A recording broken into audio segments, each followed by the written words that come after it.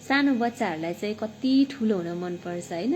प्रेरकलाई पनि मैले तिमी सानो छौ बाबु, तिमी सक्दैनौ, नगर भन्यो भने कहाँ म सानो छुइनँ नि, हेर्नु त मेरो हातहरू कस्तो बलियो छ, मोटो छु म, हेर्नु त मेरो हाइट भन्छ होइन। अनि स्विच बोर्डमा गएर स्विचहरू बाल्ने अन अफ गर्छ, पङ्खा बाल्ने, बत्ती बाल्ने, देख्नुभयो मैले सकेँ नि भन्छ होइन। अनि जगहरूमा पानी बोक्छ, म सक्छु, म कति स्ट्रङ छु, म ठुलो भइसकेँ, म अग्लो भइसकेँ भन्छ।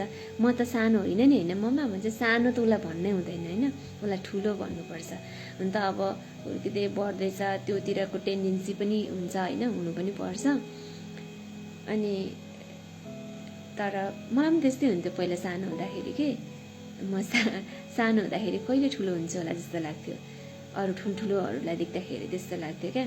अनि म 4-5 क्लास पढ्दाखेरि, 6-7 क्लास पढ्दाखेरि, अनि अहिलेको जस्तो अब त्यस्तो गाउँभित्र गाडीहरू त्यस्तो सुविधा थिएन त्यतिखेर। कोही साइकलमा, कोही हिँडेर नै कति टाढाबाट हिँड्दै आउनुहुन्थ्यो, निकै होइन टाढाबाट हिँड्दै आउनुहुन्थ्यो। यस्तो गाडी प्रशस्तै थिएन। अनि त्यो दिदीहरू बिहान हिल चप्पलहरू बजाउँदै टक टक टक गर्दै त्यो बाटोहरूमा, ग्राभल बाटोहरूमा हिँड्नुहुन्थ्यो क्या। अनि देख्थेँ क्या, मलाई चिटिक्क पढेर राम्री भएर कलेज गएको देख्दाखेरि चाहिँ म पनि यो दिदीहरू जस्तो कहिले ठुलो यसरी पढ्न जानु होला भनेर चाहिँ सोच्थेँ क्या। अनि मलाई पनि त्यस्तै हुने, कहिले ठुलो भइन्छ होला। आफूभन्दा ठुल्ठुलो दिदीहरू त्यसरी कलेज गएको देख्दा, कहीँ गएको देख्दाखेरि त्यो हुने, आफूलाई ठुलो हुन मन लाग्ने होइन। अनि जब चाहिँ अब ठुलो भयो, अब अनि मैले अघिल्लो भिडियोमा पनि भनेको छु नि होइन, नयाँ वर्ष हुँदाखेरि चाहिँ छुट्टै उमङ्ग, छुट्टै खालको रौनक हुन्थ्यो, रमाइलो हुन्थ्यो, उत्साह हुन्थ्यो। तर अब अहिले चाहिँ उत्साह हुन्छ, रौनक हुन्छ, रमाइलो हुन्छ, तर जीवनको वास्तविकतालाई पनि बुझिँदै गइएको छ नि त होइन। अब चाहिँ हामी कति वर्ष बाँच्छौँ, 60-70, धेरै भनेको कति बाँचिन्छ होइन। अनि अब चाहिँ ल है नजिक अब चाहिँ पाइला सर्दैछ भनेर चाहिँ लाग्छ। अनि अलिकति कस्तो डर पनि लाग्छ।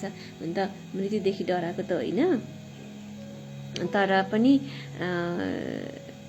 होइन, बाँच्ने इच्छा त जसलाई पनि हुन्छ नि त।